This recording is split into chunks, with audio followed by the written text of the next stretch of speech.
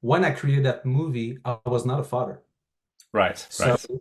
I was not a father. So Phil was, and then, so we obviously had those little things that caught up, and obviously we asked, people to say, hey, is it right or whatever. And my editors, it was a father of two young kids, so obviously got all the small nuances here and there than we have in the movie. And me, I become a father while I was editing the movie. So Okay. suddenly I said, oh, I do that, I'm Okay. doing that. What the hell is I'm doing? What the hell I'm thinking about? So, but we enhance stuff and just bring that a little bit more higher, just because I can say, oh, stay a little bit longer on that shot. Can we have a reaction shot on this? Will be great. Oh, we have it. Okay, that's gonna elevate more the tension and the point of view more of Emily's character Meredith and see how she perceived her husband Jared, played by François, and it's like, oh, we have those kind of relationship. Okay, can we just play a little bit more? Because suddenly being of a father is like, okay, no, it's just like it's like that's weird. So it's like it was a joke that also we said me and my wife what's happening. So it was like, oh my God, we singing the same song. That's great.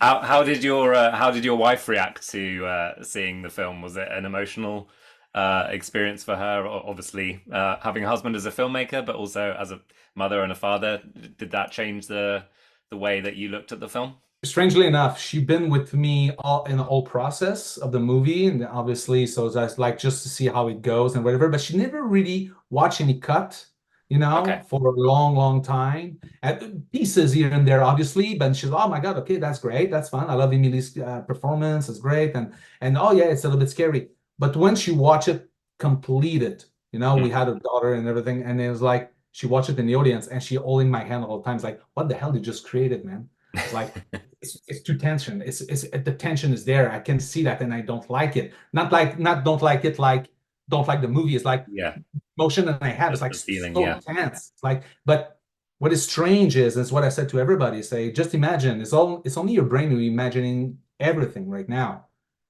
because there's nothing, but it's all inducing images in your head all the time, because I was careful about that as much as possible. So it's like I prefer to have you as an audience to work on it rather yeah. to me just present it to you. Less is more. But here it's more and more, but it's your brain actually. Depending on where you are, you will definitely feel something. And she did that. And I'm like, and at the end, she said, I don't want to talk to you anymore. So I'm like, okay, fine. No, it's not true.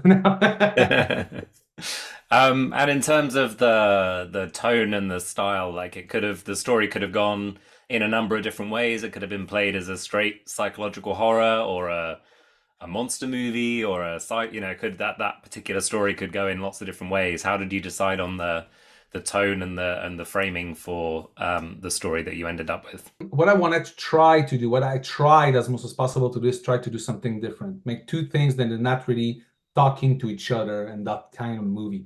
Because I think as a filmmaker, you can go with something traditional that everybody knows. Then I know perfectly, I know how to make jump scared and to do all those things and to do creature film. It's fine. But to try to make something like based on real stories on different stories. Don't get me wrong here. I just want to be clear then it's not a real story. It's like recollection of many, many stories and we put in one thing. Yeah. And I think that reality-based character and just like that feeling that you can have.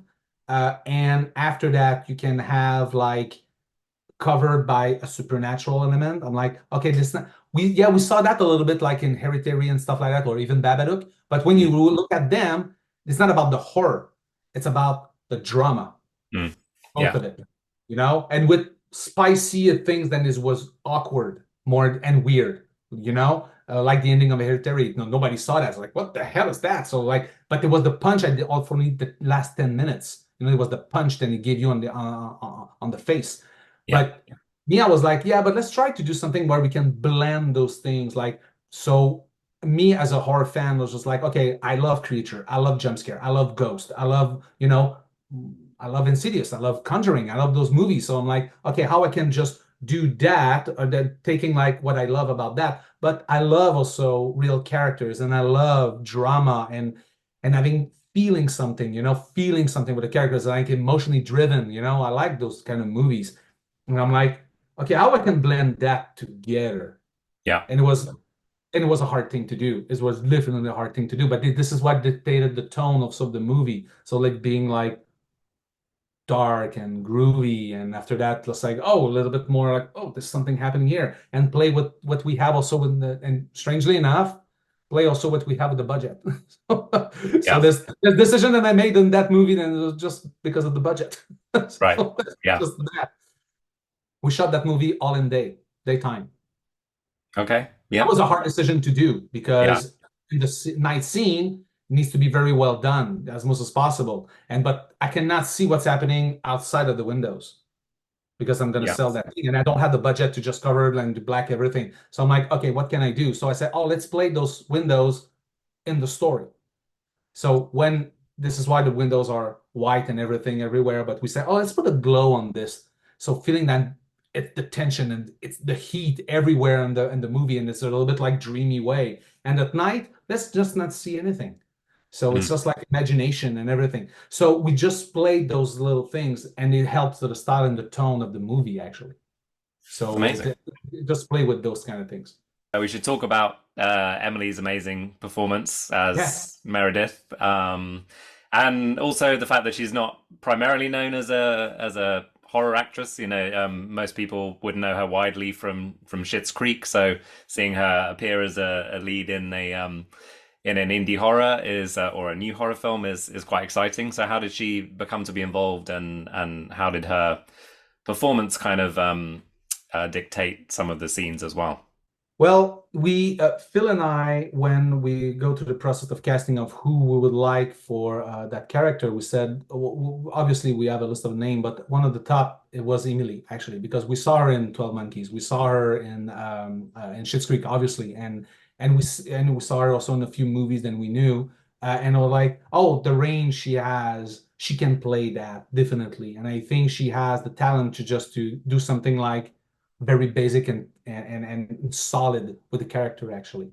So what we did actually is say, okay, Emily, do you like that script first? And she read it and said, oh my God, I like it. And we did a Zoom actually and just like, hey, what do you think about the character? Here's the way that I think the character should go. And she just brought up a few things. She didn't read anything. It was like, she's the character actually. That's great. That's Mm. amazing.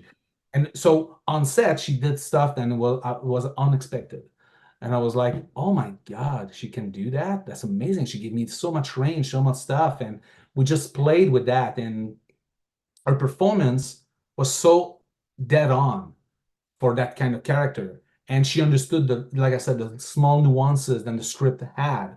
And even me, who, and to be frankly honest, as I was not a father at the time, so all the nuances I didn't cut all of it.